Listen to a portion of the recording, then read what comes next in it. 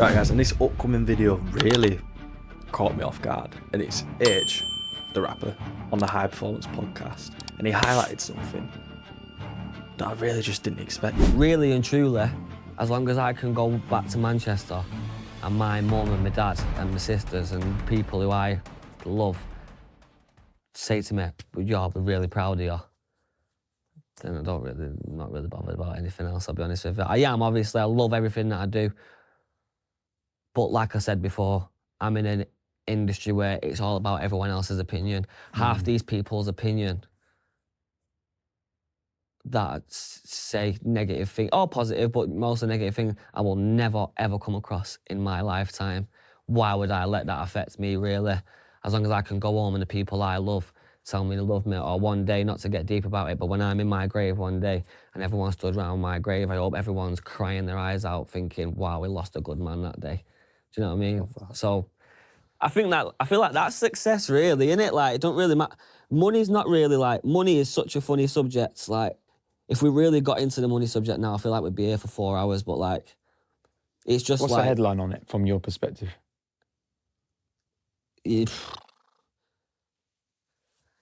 just like, yes, yeah, I suppose, yeah, you would say a successful person might be someone who has a lot of money in the bank, but like, I really don't know, like, there's not many experiences I've had in life that was amazing and it only happened because I had money. So ultimately from the video you can see that he was talking about his career, he was talking about success, he was talking about his family, and he was kind of basically just talking about what he puts his heart and his hope into. That's what highlighted to me that was something bigger than himself, something more important than himself, something more important than money, something more important than his talent, right? And all these kind of things, which we can all put our hope in and we can put our trust in, like money, like materialistic things, like a house, like cars, like sex. Wait for it.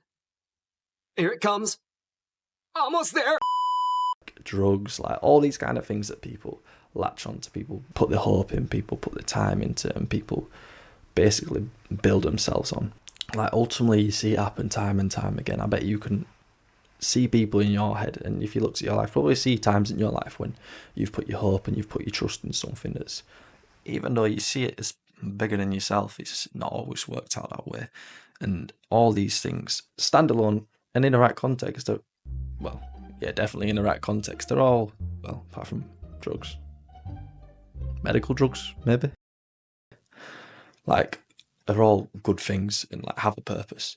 But to then put your hope in and build yourself on, you could never have enough money. Your house, all these materialistic things could go in a day. Sex, drugs, family, friends, ultimately these people and things will let you down at some point in your life, right? And I don't want to diminish his standpoint, because obviously he was building it on friends and family, which is friends and family, and like having those relationships is great, and like prioritizing those relationships is great, like he was saying. But to have your hope in that, I bet you've seen it in your life, but you've seen other people's lives where friends, where family can't like ever let people down, right? And there's nothing you can really do about that. I want to transition to a story that this guy, if you don't know, Jesus, right? This guy Jesus talks about, and he's talking, basically the context is Jesus is talking to his boys, he's talking to all his mates, and he talks about this parable, and which is basically a story used as an analogy, right? And it goes like this: a farmer, a worker, went out to his fields. He went out to sow his seed and do his work, basically. You know what I'm saying? Sow his seed sounds really weird. Now I've thought about it. That's so bad.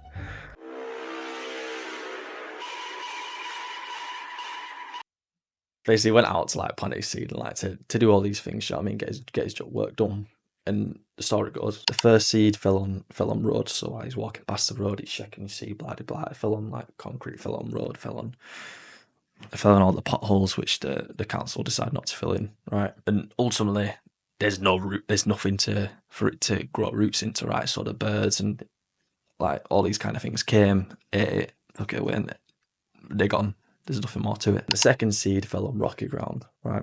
So there's a little bit of soil, shallow soil. He's throwing his seed about, bish bash bosh, got his AirPods in, probably listening to music, right? And he's throwing these seeds down, and they are landing, right? They are landing, and they're growing some roots, but ultimately the soil is too shallow to grow up deep enough roots. So by the time it springs up and I don't know, let's say it's cold! because I like sweet corn. So by the time this corn is sprouting up, ultimately there's not enough root for it to actually grow into anything. So when heavy weather, rain, sun, when people just walk by, it's just easily trampled on, easily just blown away, basically. The third seeds fell amongst thorns, fell amongst bristles and bushes, right? He's just chilling, throwing it down. And ultimately there's thorns down there and there's under the ground that are going to sprout up at the same time. And by the time this seed, right, it's grown its roots into the depth, right? Great. But by the time it started springing up, so's all the thorns. So by the time it's gone up, the thorns ultimately wrapped around it, choked it, and it's done. It's finished. It's useless. It's straight up RKO'd it. Bang, dead. Right, nothing's happening.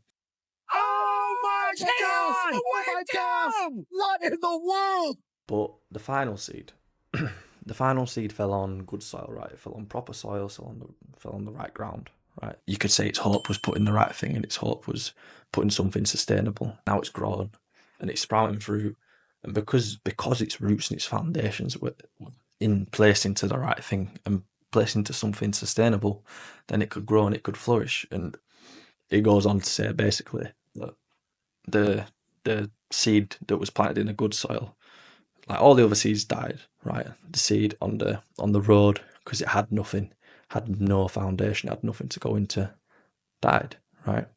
The seed on the shallow ground, which you could say worries, the worries of the seed, the worries, the fragility, right? All these kind of things.